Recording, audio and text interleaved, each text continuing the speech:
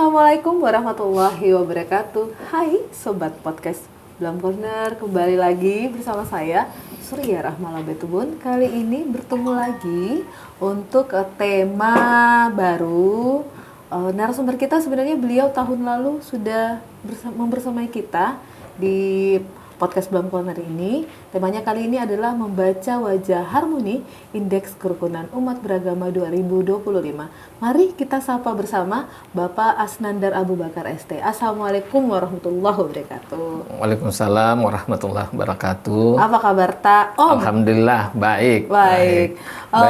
Sahabat podcast Blam, selamat siang, selamat beraktivitas, salam sehat selalu.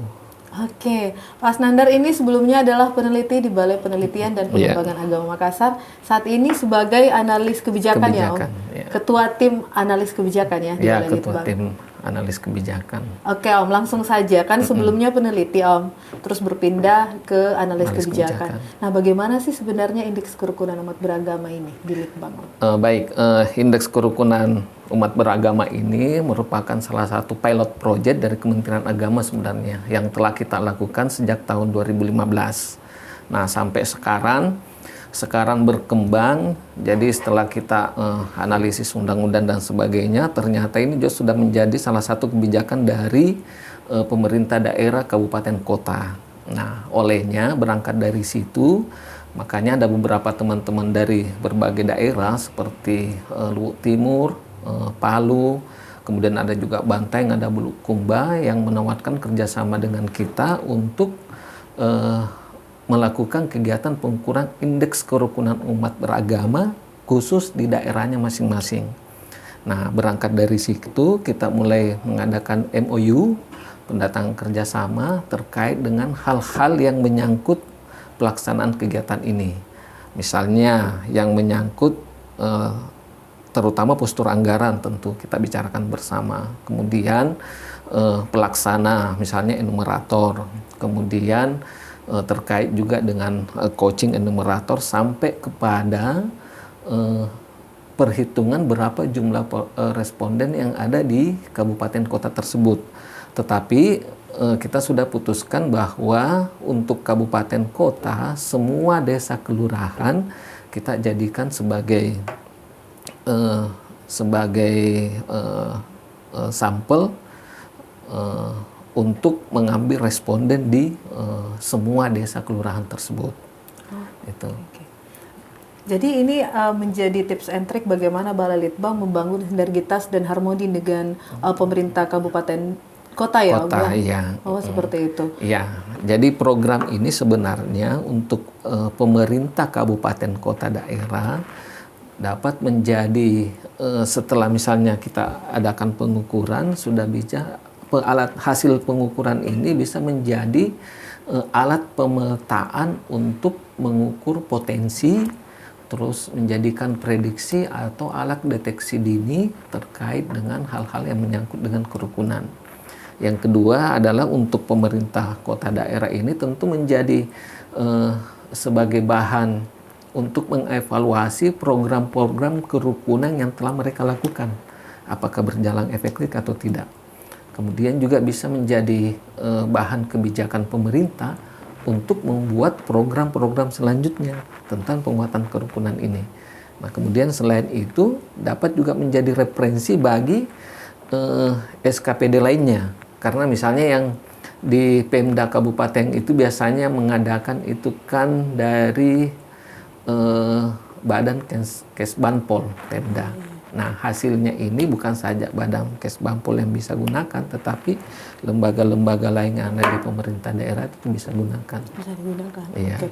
Tadi disampaikan bahwa indeks kerukunan umat beragama ini bisa menjadi alat ukur, bisa menjadi alat untuk mengevaluasi, bahkan bisa memberikan rekomendasi ke depannya. Nah, kalau membahas kerukunan, kan itu kadang bagi kita orang di luar sana atau orang awam menganggap bahwa itu menjadi sesuatu atau instrumen yang tidak bisa diukur. Ya. Nah, sebagai peneliti, ex-peneliti dan sebagai analis kebijakan Om, bagaimana sih menginterpretasikan kerukunan itu menjadi indikator-indikator dalam membaca harmoni sosial Om? Oke, nah betul, bagus pertanyaannya. Jadi begini, kerukunan itu setelah misalnya kita, jadi sebelum kita turun ke lapangan, angketnya ini, kuesionernya ini kita sudah konstruksi demikian rupa supaya bisa menjadi sebuah alat untuk mengetahui harmonisasi. Nah, makanya kita analisis undan-undan lah, terus kemudian kita melihat beberapa kajian teori.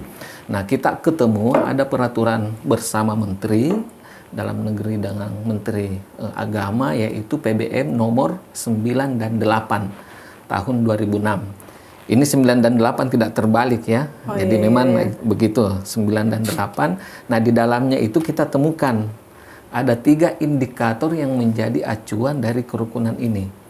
Yang pertama adalah toleransi, kemudian kesetaraan, kemudian kerjasama. Nah, 3 indikator ini banyak indikator-indikator pendukung lainnya. Jadi di kuesioner itu sampai ada 16 poin indikator. Nah, indikator yang mendukung ini diantaranya misalnya peran tokoh agama. Kemudian ada peran forum kerukunan umat beragama. Dan bagaimana program-program atau sinergitas program pemerintah daerah terkait kerukunan. Kemudian yang paling penting juga tradisi-tradisi lokal di daerah tersebut. Nah, ini yang memberikan dukungan ketiga indikator ini, toleransi, kesetaraan, dan kerjasama. Nah, kenapa 3 indikator ini yang menjadi poin penting dalam melihat kerukunan? Karena pertama, toleransi. Toleransi itu adalah kesediaan individu untuk menghargai, menghormati perbedaan keyakinan, ibadah, dan nilai-nilai agama umat lain. Jadi kesediaan individu. Jadi toleransi tidak berarti menerima pandangan agama lain, tetapi lebih kepada menghormati hak orang lain untuk berbeda. Nah, kalau misalnya kita tarik ke psikologi, berarti kan di situ persepsi. Jadi persepsi individu. Nah, kesetaraan adalah pandangan, persepsi juga, pandangan masyarakat tentang keadilan dan penghargaan kesetaraan terhadap kebijakan-kebijakan pemerintah, pelayanan publik, dan interaksi sosial. Jadi di dalam kesetaraan ini ada keadilan sosial dan relasi kekuasaan. Contoh misalnya, kalau di toleransi tadi yang saya sebutkan, di toleransi ada pertanyaan misalnya, bersediakah Anda bertetangga dengan agama lain? Ya, itu kan persepsi kita bersedia atau tidak. Kemudian di kesetaraan, apakah Anda setuju setiap warga negara berhak mendapatkan perlakuan yang sama di mata hukum? Nah, itu kan persepsi masyarakat terhadap keadilan. Nah, kemudian kerjasama adalah tindakan nyata dari pelaku sosial untuk bagaimana kita membentuk suatu tindakan dengan bersama-sama untuk memberikan hasil yang bagus kepada masyarakat. Contoh misalnya, kita saling bekerja sama, bergotong royong. Kemudian kalau misalnya ada bencana alam, kita kerjasama atau membangun fasilitas sosial. Jadi ada tindakan nyata. Nah, kalau misalnya kita merujuk ke teori sosiolog yang lama, ada teori Emil Durkheim. Saya kira teman-teman tahu semua ini Emil Durkheim. Ada namanya kerjasama itu adalah solidaritas. Nah, Emil Durkheim menjelaskan bahwa solidaritas itu ada 2. Pertama, solidaritas di masyarakat tradisional. Nah, itu namanya solidaritas, kalau bisa disebutkan solidaritas mekanik namanya. Kemudian ada solidaritas di masyarakat modern. Itu namanya solidaritas organik. Nah, solidaritas di masyarakat tradisional itu mengedepankan kebersamaan nilai. jadi nilai-nilai di masyarakat. Sementara kalau solidaritas di masyarakat modern itu menggambarkan saling bekerja sama karena saling ketergantungan, saling butuh. Oh iya. Nah, makanya toleransi adalah persepsi kita terhadap perbedaan individu. Perbedaan individu ini melihat realitas pandangan masyarakat terhadap keadilan dan kesetaraan. Jadi solidaritas kesetaraan memberikan persepsi, kerjasama memberikan tindakan nyata.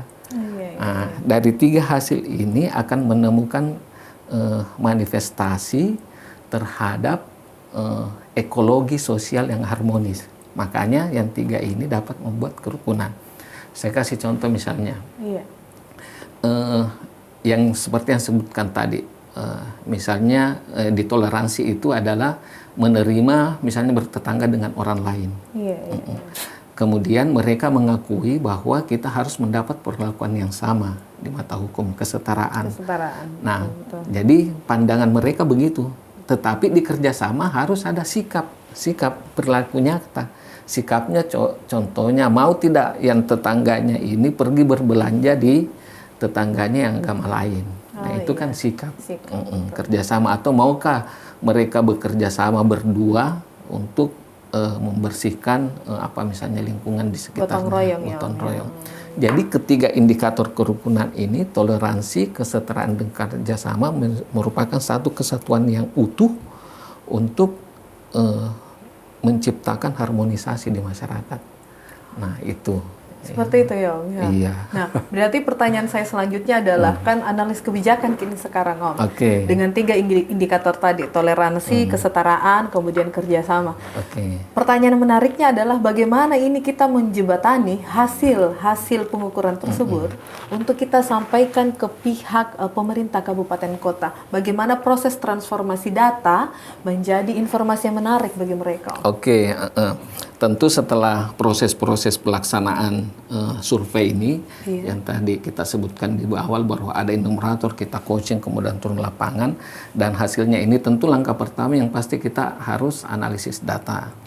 Nah, di analisis data ini kita kuantifikasi semua nilai-nilai, kita transport, kita kasih bobot, kemudian kalau perlu kita melihat kalau ada di istilah statistik itu ada cross tabulasi, atau kemudian kita melihat chi-square di situ. Contoh misalnya hasil indeks kerukunan ini ketika misalnya kita intervensi supaya menjaga hasilnya tetap bagus atau ingin meningkatkan, tentu kita lihat yang tadi faktor pendukung indikator-indikator itu. Nah, ada beberapa tadi yang saya sebutkan, misalnya peran tokoh agama, sinergitas program pemerintah, atau forum kelembagaan, dan pengaruh tradisi-tradisi lokal. Nah, kita kuantifikasi di situ, misalnya kita lihat kalau misalnya istilah statistik tadi yang saya sebutkan di chi-square, kita lihat ada hubungan, berarti kita ini yang intervensi. Misalnya peran program pemerintah, apakah tersosialisasi dengan bagus di masyarakat. Kemudian peran kerukunan umat beragama, apakah masyarakat tahu ada forum FKUB. Apakah masyarakat tahu apa-apa saja kegiatan yang telah dilakukan FKUB. Apakah masyarakat tahu bahwa ini akan berdampak. Kemudian tradisi-tradisi lokal, apakah tradisi lokal ini memberikan pengaruh terhadap harmonisasi. Nah, nilai-nilainya ini kemudian setelah kita analisis, nah kita tuangkan dalam bentuk hasil. Nah, hasilnya bisa pelaporan, bisa dalam bentuk policy brief. Nah, kenapa policy brief? Karena policy brief kan adalah rumusan kebijakan yang isinya adalah ada rekomendasi kebijakan yang para pemangku kebijakan atau pembuat keputusan atau kepala pemerintah daerah bisa dengan enak melihat hasilnya. Nah, di dalam policy brief ini kita gambarkan pendahuluan dari kegiatan ini, kemudian kita rumuskan masalahnya, analisis masalahnya, kita buat alternatif pemecahan masalah, kemudian di dalamnya ada alternatif kebijakan. Nah, dalam alternatif kebijakan itu kita lihat mana di antara alternatif kebijakan ini mana yang lebih memberikan dampak yang signifikan hasil ini. Kemudian dari situ kita ambil rekomendasi kebijakan. Nah, di rekomendasi kebijakan ini kita uraikan bahwa ini yang harus diintervensi. Ya, contohnya tadi yang harus diintervensi, misalnya itu tadi peran tokoh agama, peran FKUB, kemudian sinergitas program pemerintah, kemudian itu tadi pengaruh budaya-budaya lokal. Jadi dalam bentuk policy brief, karena di dalamnya ada rekomendasi kebijakan. Selain itu sebenarnya ada beberapa yang kita bisa visualisasikan dalam bentuk gambar misalnya, atau dalam bentuk infografis.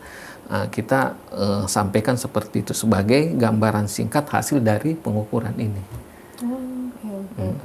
Jadi selama ini Balaletbang Agama Makassar ketika bekerja sama dengan pemerintah kabupaten kota, dalam hal ini Kesbangpol di kabupaten kota tersebut, berarti setiap tahunnya menghasilkan laporan seperti yang kita sampaikan.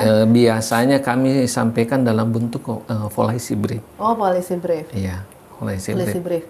Diharapkan itu menjadi rekomendasi. Ya, di dalam policy brief itu ada beberapa rekomendasi kebijakan yang kami tawarkan. Sesuai dengan setelah kami analisis data hasilnya, kemudian kita lihat perkembangan di kabupaten kota, misalnya programnya, kemudian peran tokoh-tokoh masyarakat, peran forum FKUB. Nah, kita padukan di situ. Jadi hasilnya betul-betul kami berdasarkan data. Berdasarkan data ini kita setelah analisis, kita buat rekomendasi kebijakan untuk bisa diintervensi. Nah, intervensinya nanti kami kembalikan ke pemerintah kabupaten kota, apakah dalam bentuk program atau misalnya ya program dan kegiatan-kegiatan yang bisa menjaga harmonisasi atau meningkatkan kerukunan umat beragama. Oke, dari beberapa kabupaten kota yang kita temani kerjasama saat ini, misalnya KUB juga bisa memforecasting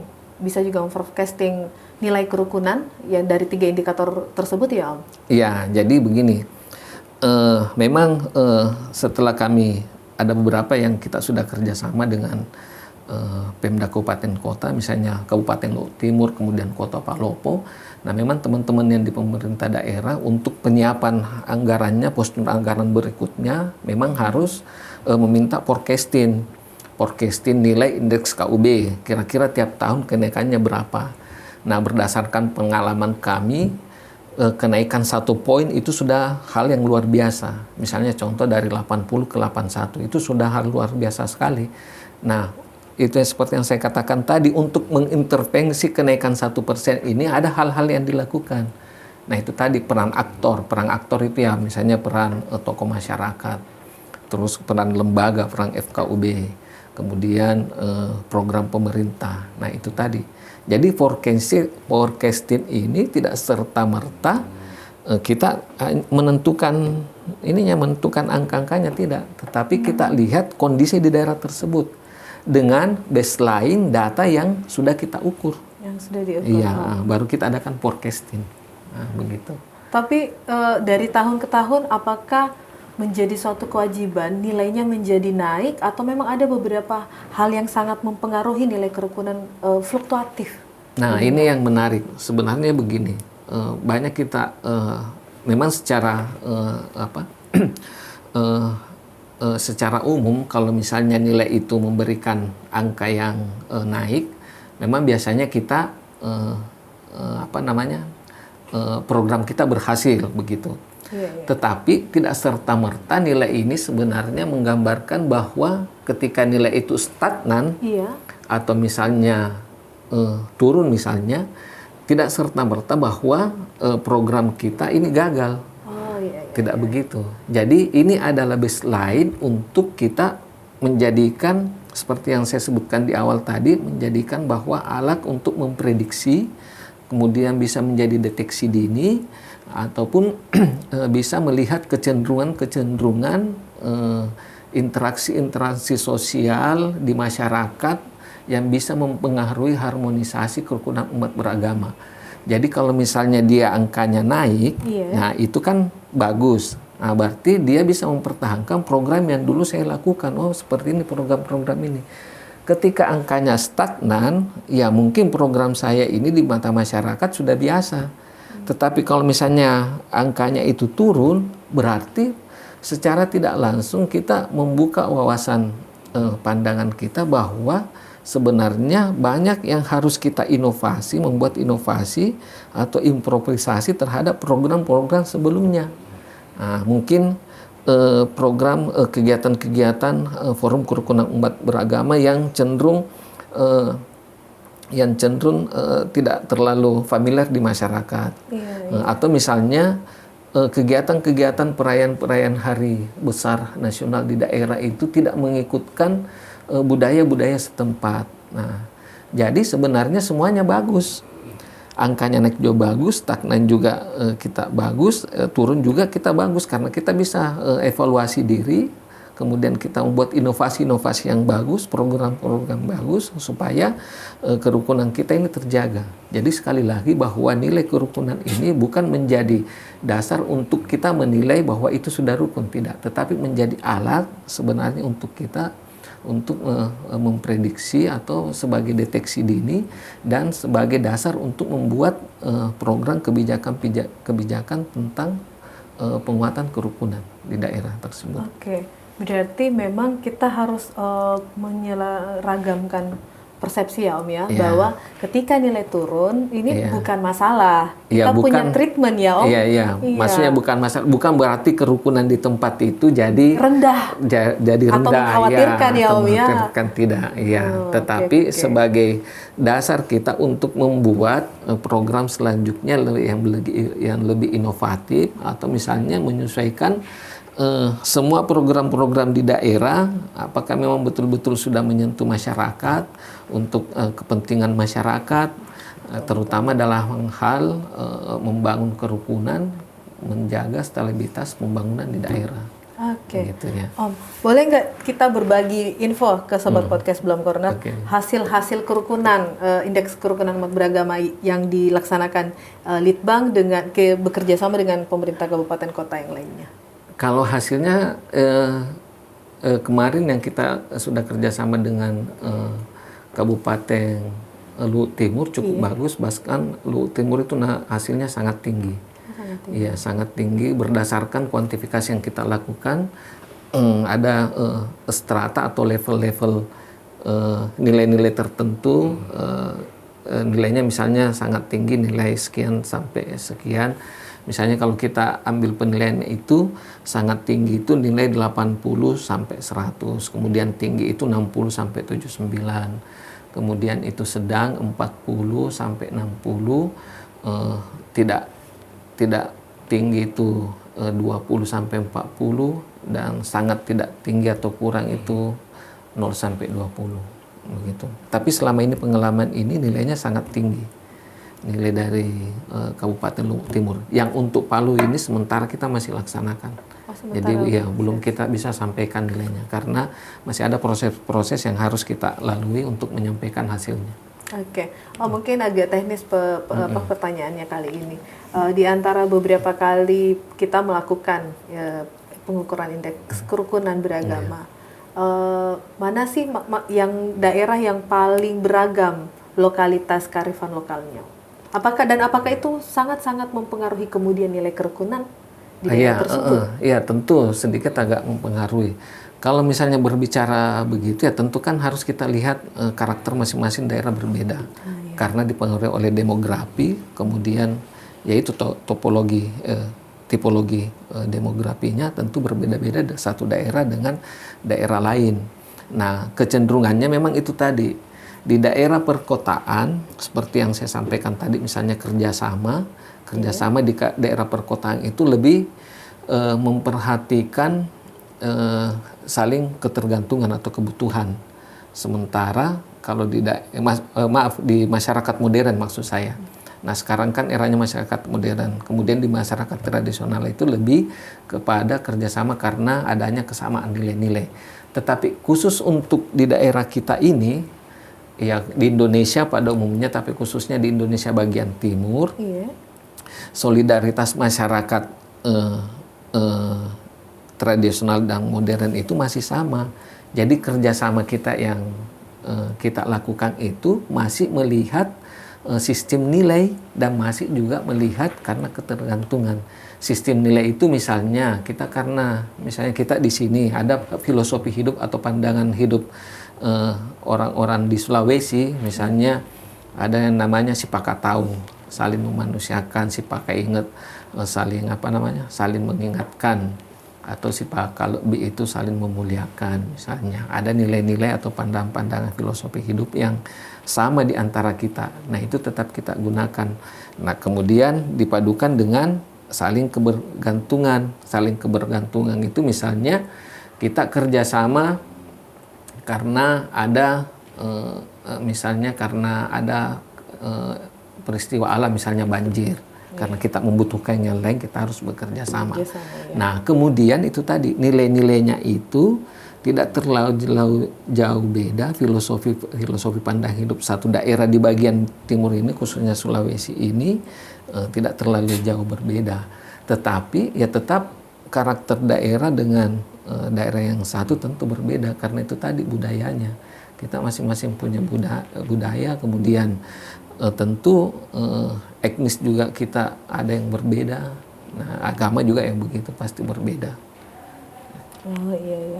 Nah Om, kita kan ini adalah ASN ya Om ya. Yeah. ASN kita punya tanggung jawab, salah satu fungsi ASN adalah menjaga atau mempererat nilai-nilai kerukunan. Yeah. Mungkin bisa berbagi tips and trick bagaimana sih kita sebagai satu individu, sebagai ASN itu bisa betul-betul menjadi perekat budaya atau perekat kerukunan di Indonesia sendiri. Iya, tentu pasti. Karena kita kan aparatur sipil negara, otomatis kita menjadi garda terdepan bagi pemerintah untuk membangun kerukunan ini. Nah, hal-hal yang bisa dilakukan di masyarakat, tentu yang pertama harus kembali ke diri masing-masing dulu. Jadi ada kesadaran individu. Kesadaran individu artinya itu kesadaran kita yang terikat oleh moral dan nilai-nilai dan perilaku. Nah, kesadaran individu ini tentu kita akan bawa ke masyarakat bahwa untuk menjaga kerukunan itu harus seperti ini. Nah, kesadaran individu ini mudah-mudahan semua menciptakan kesadaran sosial. Nah, kesadaran publik. Nah, kesadaran publik ini yang akan dijaga untuk melaksanakan program-program pemerintah sesuai dengan nilai-nilai budaya di daerah kita, sesuai dengan kesantunan, moral, dan etika. Nah, itu. Jadi tanggung jawab kita sebagai aparatur sipil negara harus kita mempunyai kesadaran pribadi. Kesadaran pribadi ini yang diikat oleh moral dan nilai-nilai di masyarakat.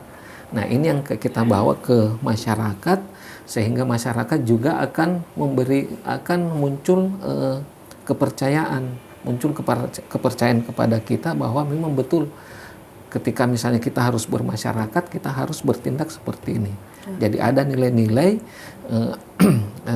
meskipun di dalamnya seperti yang disebutkan ada relasi kekuasaan, tetapi tetap kita harus menurut pada nilai-nilai yang ada di masyarakat. Nah, itu tadi. Jadi yang paling dibutuhkan adalah kesadaran individu itu tadi. Kesadaran individu untuk menjadi motor penggerak ke depan. Betul, motor penggerak. Saya punya pertanyaan terakhir Om ya. Ya, karena temanya adalah wajah harmoni.